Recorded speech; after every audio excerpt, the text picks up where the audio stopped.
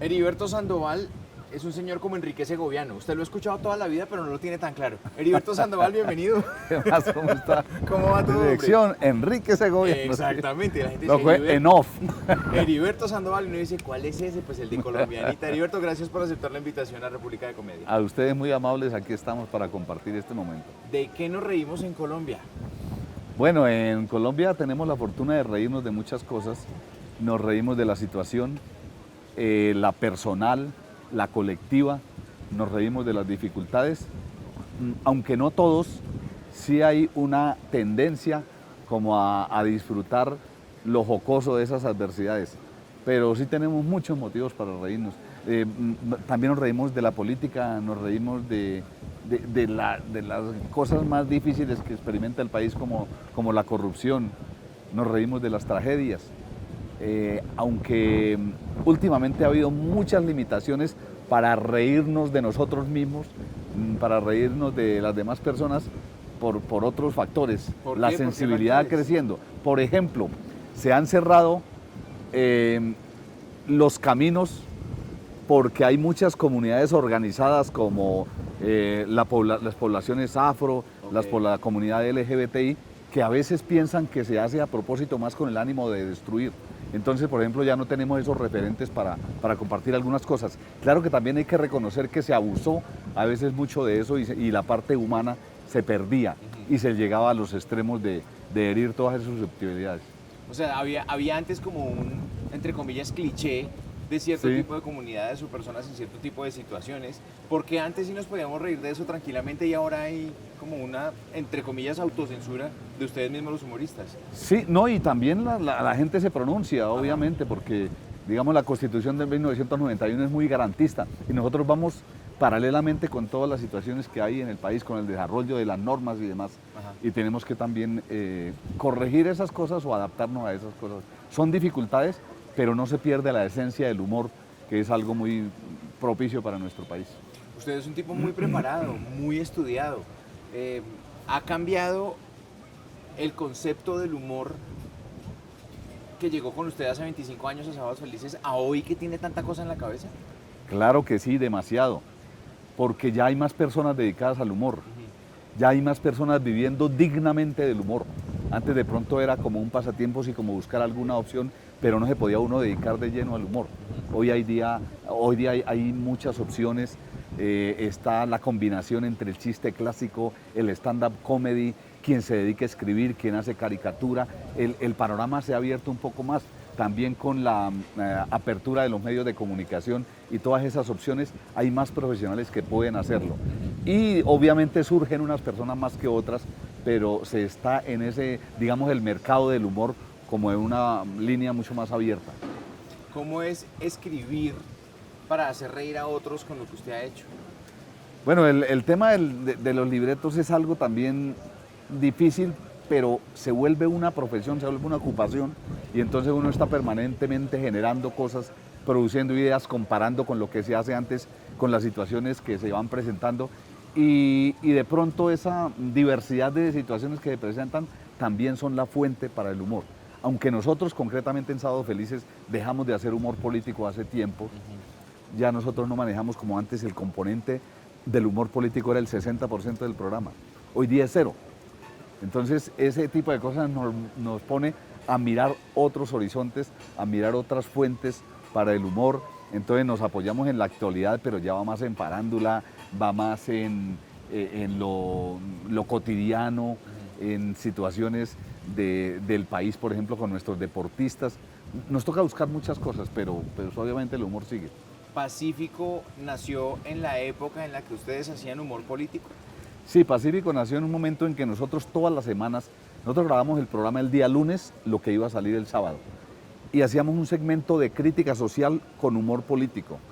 Y en el año 97, ya hace más de 20 años, el problema del desplazamiento hacia la capital del país fue muy fuerte. Hubo un momento en que los desplazados empezaron a invadir todos los semáforos y la gente a tratarlos mal y a decir si lo desplazaron debió ser por algo, a decir que la solución para el problema del desplazamiento era hacer más semáforos para que la gente cumpliera. Bueno, una serie de cosas que, y con don Alfonso Lizarazo siempre analizábamos el fenómeno social o político más grande de la semana.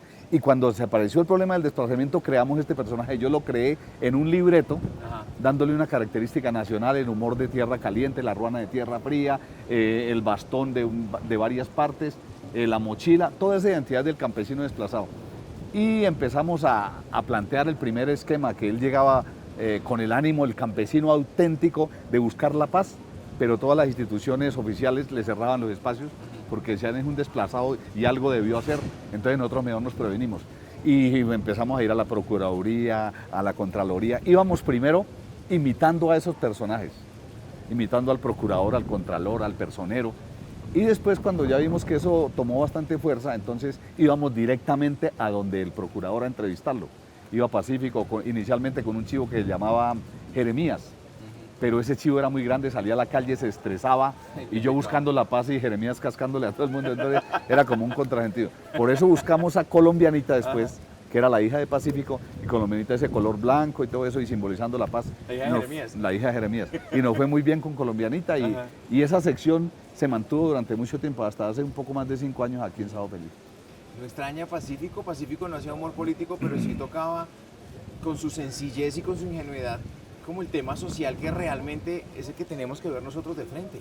Claro que sí, yo lo extraño bastante y también la gente lo extraña, muchas personas, pero nosotros cumplimos una función social ahora en otra entidad que maneja directamente el tema de las víctimas del conflicto. Por eso con la Unidad para las Víctimas durante 5 años estuvimos haciendo un programa que se llama Participás, la ruta de los derechos, y Pacífico, sin cambiarle nada porque él es una víctima del conflicto, hizo 38 programas de televisión de media hora que fueron por los canales, los canales regionales, por todos. Estuve en Señal Colombia, en Señal Institucional, y las entidades que quisieran transmitirle porque es una entidad oficial, y sirvió como un soporte académico para las víctimas, además como motivación para ellos, porque uno no se da cuenta la magnitud del humor político que se hace, y muchos de ellos pensaban que Pacífico de verdad era un personaje que estaba experimentando toda esa adversidad. Claro. Creían que era cierto lo de Pacífico. Había una identidad muy bien entre el personaje y eso. Pero cumplimos esa labor y la seguimos haciendo en este momento. ¿El humor sirve para construir paz o sirve para distraer de lo que está pasando? No, yo creo que sirve para las dos cosas. Y para mí, digamos, desde mi punto de vista, sirve más para construir paz. De hecho, yo generé unos diplomados que se llama Políticas Públicas para Construcción de Paz y para Víctimas. Y de hecho, a nivel regional, si uno va, por ejemplo, a Vaupés, al Guainía, a los territorios, encuentra que la gente está ávida de todo ese tipo de cosas porque allá es donde se vivió el conflicto directamente. Entonces sí ayuda a construir el humor. Muchas veces se habla de hay que alejar a los niños de la violencia con el deporte o con la música. ¿El humor también sirve para eso? Sí, pero yo creo que sirve más para que se despierte esa conciencia. Okay. Digamos, el humor puede ser un refugio, pero es que no todo el mundo tiene talento para hacer de pronto dedicarse al humor, pero en general la cultura sí, y el humor siendo una parte de la cultura puede aproximar a muchas personas a que puedan cumplir sus propósitos y se alejen de la violencia, eso sí. ¿Cuál ha sido no sé si el secreto, pero sí la magia de Sábados Felices que ha sobrevivido a todas las andanadas de humor posibles? Los más agresivos, los del stand-up, los de los sketches, los extranjeros que traen, porque Sábados Felices sigue ahí y sigue siendo referencia. Bueno, hay varias cosas, son como 4 elementos. El primero es ir buscando permanentemente la renovación. A pesar de que nosotros somos libretistas de 30 años, tenemos otras 7 personas que van de todas las generaciones, unos antiguos, otros intermedios, otros recientes, a todo el mundo damos como la apertura para que vayan llegando. Lo mismo con los intérpretes del humor. Tampoco le cerramos los espacios a todas las disciplinas. Aquí viene gente que combina el stand-up comedy con el chiste, no tiene ningún problema, incluso el humor visual, todo ese tipo de cosas se mantienen. Esa es una parte muy importante y eso se generó desde cuando Alfonso Lizarazo era el director del programa. Estar ligado a causas sociales también ha sido un secreto interesante. Así es. Antes lo hicimos con la campaña de las escuelitas, después una sonrisa por la paz, los partidos de fútbol, sí. Y después ahorita se trabaja con fundaciones que cumplen labores sociales muy importantes y eso pues también tiene, digamos, como una porción fundamental de los secretos de Sábados Felices. Pero otra parte también es tener como horizonte la posibilidad de competir, de que nuestros humoristas estén en los lugares digamos, apetecidos en el mundo, porque nuestros humoristas tienen una calificación muy importante a nivel latinoamericano y eso también se propicia desde aquí, desde el programa y desde el canal. Ustedes son muchas veces la conexión de los colombianos que hace décadas no visitan, no pisan su tierra. Ir a visitarlos, ¿qué significa? Llevarles el humor blanco con el que crecieron hace décadas y saber que Sábados Felices sigue ahí, ¿eso significa algo para ustedes? Claro, cuando vamos todos, por ejemplo, a hacer el programa desde Nueva York, Que es una locura. los humoristas que van a Europa, que están en España haciendo una concentración, se llenan esos teatros. Uno no cree que, por ejemplo, en Holanda hay una colonia interesante de latinos y principalmente de colombianos. El desplazamiento de Colombia en el año 98, por ahí, que fueron como casi 3 millones de colombianos, lo encuentra uno allá, en Bélgica, por ejemplo. Allá hay mucho colombiano y disfrutan el humor y tienen esa añoranza. Hoy día están viendo el programa en directo porque tienen los canales, tienen las cajitas con todos los servicios, con todos los canales del mundo y pues es más rápido. Antes uno llegaba con un VHS o con un beta y ellos lo reproducían ahí, el mismo capítulo que se podía llevar las veces que querían o podían. Pero ya la tecnología también ayudaba a eso. Heriberto, los cuentachistes, ¿siguen siendo espontáneos que dicen yo quiero ir a Sábados Felices a echar un cuento? Sí, pero nosotros le hemos trabajado más a los cuentachistes ahora. Nosotros estamos con el director, con Ali Umar, los dos encargados de ese tema, porque queremos darle un juego más importante a los cuentachistes, porque finalmente son la materia prima del programa. Claro. Entonces nosotros hacemos con todo, se inscriben más de 100 personas, 120 personas para cada audición. De ahí sacamos una preselección de aproximadamente 40. De esos 40 sacamos para una grabación por ahí entre 15 y 18 personas. Y a los que están con más o menos algo que falta por aprobación, les insistimos tratando de decirle qué es lo que tienen que arreglar para el estilo que se maneja el programa. En el programa no se pueden decir marcas, no se pueden decir productos, no se puede tocar la música porque hay que pagar derechos. Exacto. No se puede de pronto, lo que decíamos ahorita, las vulgaridades, el demasiado doble sentido, el que sea muy evidente. Hay muchas cosas que hay que restringir, que es lo que yo le hablaba en un comienzo, que antes de pronto había más libertad y ahora hay que adaptarnos a esos gustos. Oiga, ¿qué pasó con el carro que se ganó? El carro que yo me gané en Caracol en el año 87, era un Renault 4. Me dijeron que era un Renault 9 al comienzo. Y fui a reclamarlo y me dijeron, no es un Renault nuevo, pero no es 9 sino 4. Esa es una de las cosas más bonitas que le puede uno pasar cuando en esa época fue el primer carro que entregaban en la televisión. Claro. Un Renault 4 de 2 millones de pesos. Sigue valiendo eso.